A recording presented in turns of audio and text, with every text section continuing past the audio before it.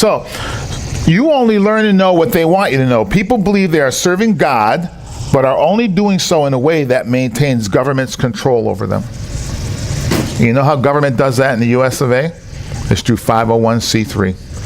A 1954 IRS policy that says you can get a new type of tax exemption. Granted, all churches have an automatic tax exemption under the First Amendment of the U.S. Constitution, laws passed by Congress, but you can get a special tax exemption from us, which your parishioners will have more confidence in, since they file taxes to us. If we give you our special 501c3 tax certificate, they will have more confidence in their tax exemption. The only caveat is you have to quit talking about politics from your pulpit.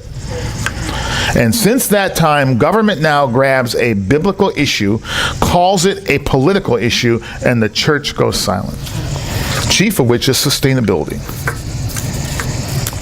And then every church will say, oh, we preach the Bible, we preach the whole Bible. I'm like, no, you don't.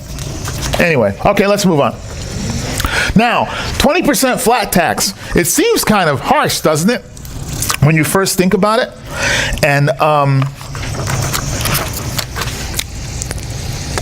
look at the tax we pay in America. You know how some of the politicians, they run for president every 4 years, and one guy gets traction because he wants to have a flat tax?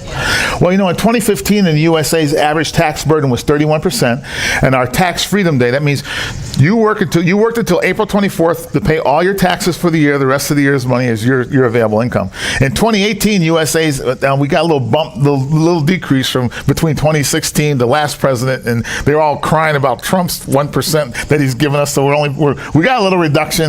And guess what? You only have to work. So you're working six days less, 5 days less, 5 days less. But it's a start. And so, what would you be able to accomplish if your taxes were reduced and you had 5%, 10%, or 20% more of your available income? Let me give you some context for those numbers. In 1900, in the United States, our tax burden was 5.9%, and the average American worked until January 22nd to pay off his federal and state taxes. That included his property taxes, school taxes, whole 9 yards. In 1930, that increased to 11.7%, and we worked until February 12th. In 1950, it jumped to 24.6%, and we worked until March 31st to pay it all off. In 1970, it climbed 29.6%, and we worked until April 19th. In 1990, it was 30.4%. Everybody's making more money, and we had to work till April 21st. In 2000, we hit a whopping 33%, and we worked until May 1st to pay it off. In 2015, it was 31%, and we worked until April 24th. We're still hovering around that April 24th date. Now, let me give you other context for this in the world. In Europe, the tax on average is 42%, and you're working into May to pay it off. In 2017, in England and the UK, the average tax was 44%, and June 12th was the tax-free day. In 2016, in Spain, the average tax today is 50%. In 2016 was 50%, and you worked until June 30th to pay it off.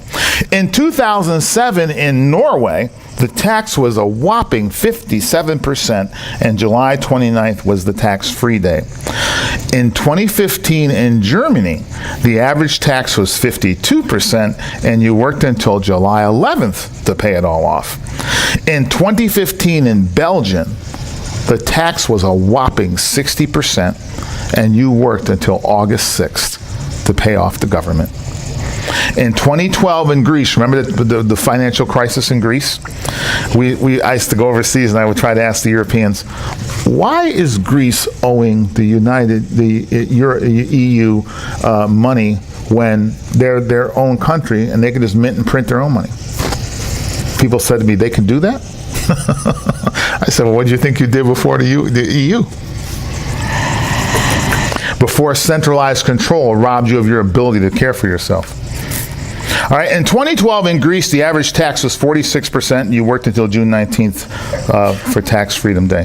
Tax Freedom Day, according to taxfreedom.org, is the day when the nation as a whole has earned enough money to pay its total tax bill for the year. Tax Freedom Day takes all federal, state, and local taxes into account. It divides them by the nation's income. In 2018, Americans will pay $3.39 trillion in federal taxes, $1.80 trillion in state and local taxes, for a total tax bill of $5.19 trillion, or 30% of national income. All right, we'll move on. Let's move on.